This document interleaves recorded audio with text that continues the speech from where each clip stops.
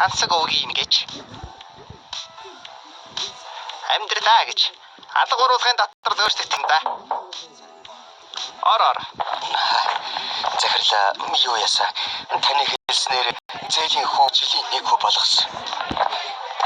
Сайн байна. Тэгээд харин манай банк дээр зээл авах гэсэн маш олон амьтан ирээд цаан чинь бөөн бужигнаа болоод байна. Тэгээд гэг нөгөөчтэй.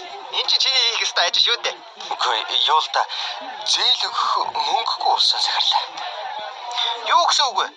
Монголын хамгийн том самар банк яахлаараа мөнгөгүй болдог юм. Үгүй асуудал нь манай бүх хадгаламж эзэмшигч нар хадгаламжаа татчихлаа.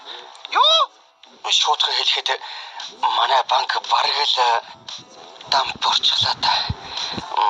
Тэгээд энэ миний ажлаас халагдах хөрөгдөл. Хөөе, юу гэсэн үг вэ?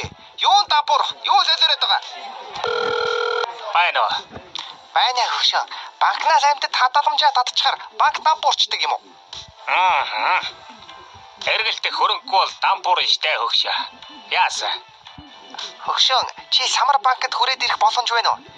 Мань энд жоохон асуудалд орчих шиг болсон. Чи самар банкны зээлийн хүүг нэг хөв болгосон гэж хэлэх гээд байна уу? Харин тийм ээ. Чи ямар тэнэг гар вэ? Ийм сайхан боломжийг салхинд хийсгэлээ гэж юу? Шууд намайг дуудахгүй яасан? Би зүгээр л банкны хөөг нэг хөв болгосон чинь банкны зээлийн хөөг чам шиг ингээд нэг хөв болгож болдог бол бүх банк болгоно шүү дээ. Банкудад ч ашигтай эрсдэл буураад. тэгээд яагаад болдгүй юм? Чаваас алив ингээд уун гэж вэ. За тэгэхээр зээлийн хөө банк тогтоодгүй юм. Зээлийн хүү гэдэг чинь тухайн орны эдийн засгийн толны тусгал гэсэн үг. Манайд зээлийн хүү бусад өндөр хөгжилтэй орнуудыг бодвол харьцангуй өндөр байгаа нь манай орны эдийн засгийн байгаа царай ийм л байна гэсэн үг. Юу? Үгүй чи байж байл та. Би ярьж дуусаагүй байна. Банкны зээлийн хүү яагаад өндөр байгааг чамд ойлгуулахын тулд банкны зээлийн хүүний зардал хэрхэн бүтдэг талаар ярьж өгөх хэрэгтэй юм шиг байна. Банкны зээлийн хүүний нийт зардлын 60-аас 68%-ийг дангаараа хадгаламжийн хүү эзэлдэг. Босд нь тухайн банкны үйл ажиллагааны зардал, эрсдлийн нэмэгдэл, ашигын маржин бүрдүүлнэ. Хадгаламжийн хүү нэрээ Монголд өндөр байдаг шүү.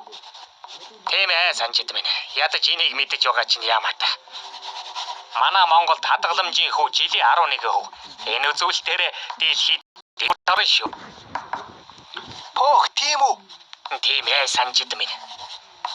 Тэр нь банк бол нэг ясандаа зуучлалын байгууллага гэж ойлгож болно. Мөнгөний их үүсвэрээ бусдаас хадгаламж хэлбэрээр татдаг. Жилийн 11% хүүтэй шүү дээ. Харин тэр хүүтэй хадгалж байгаа мөнгөө бусад мөнгө хэрэгтэй амьтдад үйл ажиллагааны зардал, ашигын маржин, эрсдлээ шингээсэн багахан хүн нэмээд зээлнэ. Банк ингэж л ажилдаг.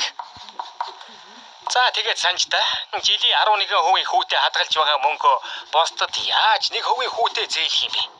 Би зүгээр л банкуудыг маш их мөнгөтэй газар гэж бодсон шүү дээ. Банкнд баггүй мөнгө байгаа л да.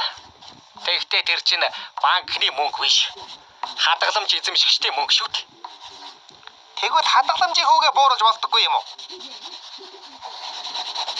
Хадгаламжийн хүүгээ бууруулчихвал банкнд мөнгө хадгалуулах амьтан болдохгүй шүү дээ. Бодол та. Чамд 100 сая төгрөг бай гэж бодъё. Чи тэр мөнгөө жилийн 1-ээс доош хувийн хүүтэй банкнд хадгалуулах уу? 100 сая. Жил хадгалуулчаад 1 сая. Гэхдээ юу гэж дээ? Арай өөр ашигтай юм хийн шүү дээ. Ерэн санжтай.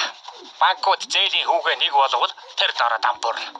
Тэгээд банкудад хадгалж байсан Монгол төгрөгүүд хоромхон зур гадаадын аль нэг компани хөвц эсвэл юан доллар ханшаа алддаггүй валют болоод Монголоос гараад явчихна гэсэн үг. За тэгээд төгрөгийн ханшуур нь мэдээж гадаад хуулигээ худалдаа зогсно. Банкнаас санхүүжил зээл авдаг компани үйлдвэрүүд зогсно. Ажилгүйд л хавд хайрна гих мэд сүрэл болно шүү дээ. Бид бараг дунд зууны үедээ очно гэд боддоо. Бурхан минь.